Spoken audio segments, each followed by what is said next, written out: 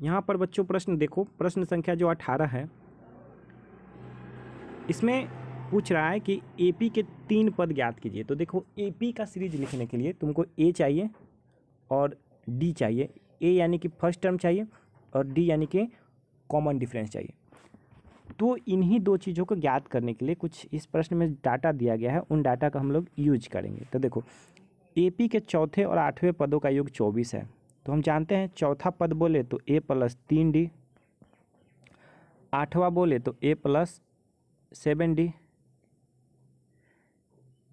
यहाँ पर इसको हटा लेते हैं। 8वां बोले तो ये देखो, चौथा बोला तो ए प्लस 3D, 8वां बोला तो ए प्लस 7D, और ये मान बराबर है 24 के। तो यहाँ से हम इसको एक समीकरण के रूप देंगे। तो इसमें 2 ए है, एक और एक ये, और 3 और ये 7 यानी कि 10D। तो ये हम कह सकते हैं कि 2A प्लस 10D बराबर 24।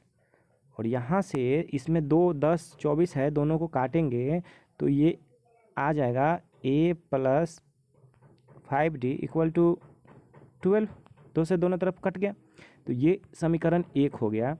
दूसरी समीकरण देखिए, इस सवाल में एक और बात की चर्चा किया हुआ है कि छठा और 10वां का जोड़ जो है ना 44 है। छठे और 10वें पद का जोड़ 44 है। तो देखो हम छठा कहें तो ए प्लस 5D, यहाँ पर छठा था और 10वें पद था, और 10वां पद कहे तो ए प्लस 9D, ए प्लस 9D, और ये दोनों का जो जोड़ दे रखा हुआ है 44 दे रखा हुआ है। तो ये बराबर में हो गया 44। तो यहाँ पर भी 2A और 9 5 14D बराबर 44। तो यहाँ पर देखो दोनों तरफ 2 से भाग देंगे तो इधर A और इधर 7D और इधर 22। तो ये हो गया समीकरण 2। अब देखो ये समीकरण 1 और समीकरण 2 दोनों को हम सॉल्यूशन करेंगे। ये तुम्हारे सामने एक ये समीकरण है a प्लस 5D बराबर 12, दूसरा है a प्लस 7D बराबर 12। तो देखो हमको a और d दोनों की ज़रूरत है सीरीज लिखने के लिए। तो अगर हम दूसरे में से पहले वाले को घटा दें तो हम लिखेंगे a प्लस 7D बराबर 22, और ये पहले वाला है a प्लस 5D बराबर 12, a प्लस 5D बराबर 12। तो देखो ये घटा दिए तो यहाँ पर ये a प्लस में ये माइनस में कट गया, 7 में से 5D जाएगा तो 2D, और 22 में से 12 जाएगा तो 10। इस तरह से D का जो मान आएगा 10/2, दैट मीन्स 5। तो D का मान निकल गया 5, और ये D का मान समीकरण 1 या समीकरण 2 दोनों में से किन्हीं एक में रख देंगे। देखिएगा समीकरण 1 जो है आपका a प्लस 5D बराबर 12 है, तो a प्लस 5 D का मान अभी आया आपका 5, तो ये D की जगह 5। तो देखो ये समीकरण 1 है, ये देखो यहाँ पे जो समीकरण 1 है a प्लस 5D बराबर 12, तो उसी में हम मान रखें a प्लस 5, D के मान भी 5, बराबर कितना 12। तो a बराबर ये 12 और ये 5 25, ये उधर जाके कट जाएगा, माइनस हो जाएगा सॉरी।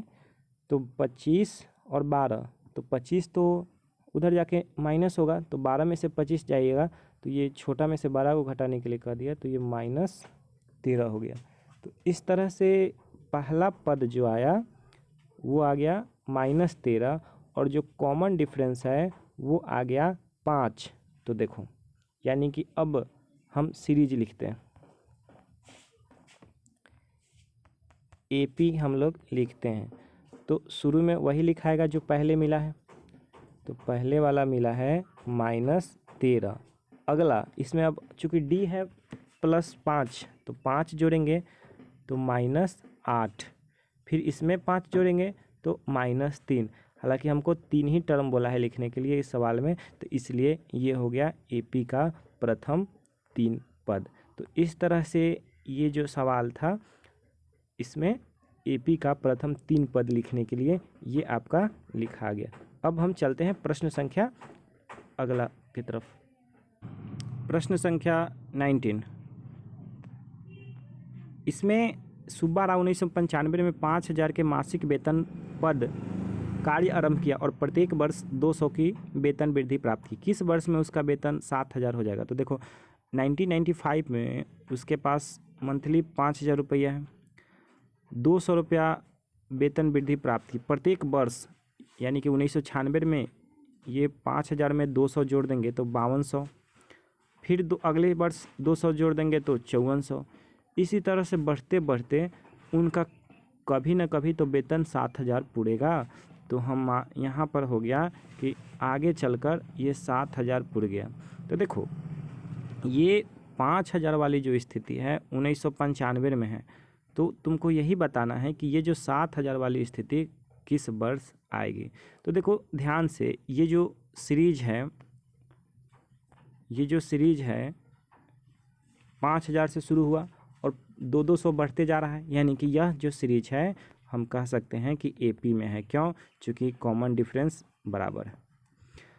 तो पहला पद जो हो गया ए 5,000, अंतिम पद मान लेते हैं कि एनवा पद, मान लिया कि एनथ टर्म कितना हो गया 7,000 हो गया, एनवा पद 7,000 हो गया। तो पहला पद 5,000, अंतिम पद 7,000 और डी का जो मान है वो 200 है। तो यहाँ पर 3 डाटा प्राप्त हुआ ना, पहला पद 5,000 और अंतिम पद nth टर्म 7,000 और डी 200। तो देखते हैं कि कितने वर्ष मतलब कितने नंबर पे 7,000 आता है। तो हम लोग एक फार्मूला पढ़े हुए हैं Tn बराबर a plus n minus 1 into D. तो इसी फार्मूला को अप्लाई करते हैं।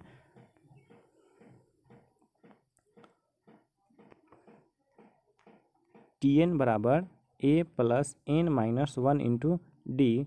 तो Tn का मान यानी कि ये 7,000 रुपया हो चुका है, पहला यानी कि 5,000 है, यही तो देखना है कि कितने सालों के बाद वो आता है, और डी का मान 200। तो देखो यहाँ से n का मान कैलकुलेट करोगे तो n माइनस 1 और 7,000 में से 5,000 जाएगा तो बचेगा 2,000, और 2,000 को 200 से भाग देना है तो ये 10 बार में कट जाएगा। इसका कहने का मतलब हो गया कि n का मान है ये एक उधर जुट जाएगा तो 10 प्लस 1 यानी कि 11। तो इस तरह से 11 साल बाद 5,000 से वेतन बढ़कर 7,000 हो जाएगा। तो यहाँ पर देखो दिया हुआ है कि 5,000 जो वेतन है ना सुब्बा राव का, ये 1995 में है, और 7,000 कब होगा? तो अभी देखें कि 11 वर्ष के बाद होगा। तो 1995 में 11 जोड़ोगे, 1995 में 11 जोड़ोगे तो यानी कि 5 1 6 9 1 10 के 0 1, इस तरह से